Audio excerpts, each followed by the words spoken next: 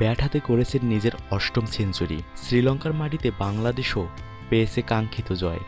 90 রানের বিশাল ব্যবধানে শ্রীলঙ্কাকে হারিয়ে 3 ম্যাচ ওয়ানডে সিরিজে 1-0 ব্যবধানে এগিয়ে গেল বাংলাদেশ।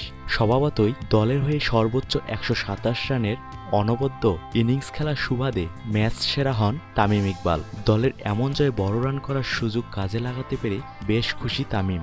ম্যাচ শেষে পুরস্কার বিতরণী অনুষ্ঠানে এসে তামিম বলেন, আমি অনেক 50 করেছি, কিন্তু সেগুলোকে সেঞ্চুরিতে রূপান্তর করতে পারছিলাম না। অতীতে যা ঘটেছে সেটা অতীত।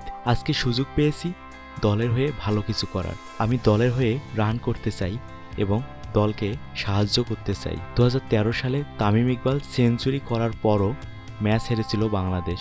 এবার আর সে অপবাদ গায়ে মাখতে দিল না তামিম ও তার সঙ্গীরা। শ্রীলঙ্কাকে কোনোরকম সুযোগ না দিয়ে ম্যাচ জিতে নেয় টাইগাররা।